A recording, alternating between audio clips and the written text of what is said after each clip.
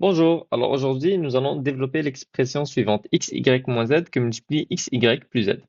Donc afin de développer l'expression suivante, nous allons utiliser l'identité remarquable a plus b que multiplié a moins b est égal à a au carré moins b au carré.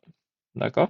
Donc vous pouvez remarquer que a plus b fois a moins b ressemble beaucoup à x, y moins z fois x, y plus z, à l'exception des signes. C'est-à-dire vous remarquez que les signes sont opposés, c'est-à-dire on a un moins ici et on a un plus ici.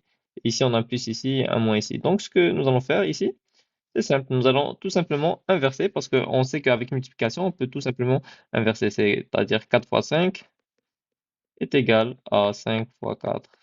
D'accord? C'est la même chose. Donc, ici, nous allons tout simplement inverser. Donc, l'expression suivante est égale à xy plus z qui multiplie xy moins z. Donc là, maintenant, on retrouve une forme similaire, c'est-à-dire x, y plus z. Je vais la réécrire un peu plus bas. Comme ça, vous pouvez mieux voir. X, y moins z. Donc vous voyez ça et ça, c'est la même chose. En fait, c'est la même chose, c'est-à-dire ça, la même forme. Donc maintenant, à l'aide de, à l'aide de cette expression, pouvoir trouver, nous allons pouvoir développer cette expression suivante, d'accord? Donc, tout d'abord, ce que nous allons faire, afin de simplifier la tâche, nous allons tout simplement déterminer quel est notre A et quel est notre B. Donc ici, vous pouvez remarquer qu'à la position du A, on a le x, y, d'accord? Donc nous allons déterminer que A est égal à x, y. Et même chose pour le B, nous avons le Z dans la même position, donc on va déterminer que B est égal à Z, d'accord? Donc il suffit maintenant tout simplement de développer. Donc xy plus z que multiplie xy moins z est égal à, donc on sait que a plus b fois a moins b est égal à a au carré moins b au carré. Donc on va faire la même chose ici, c'est xy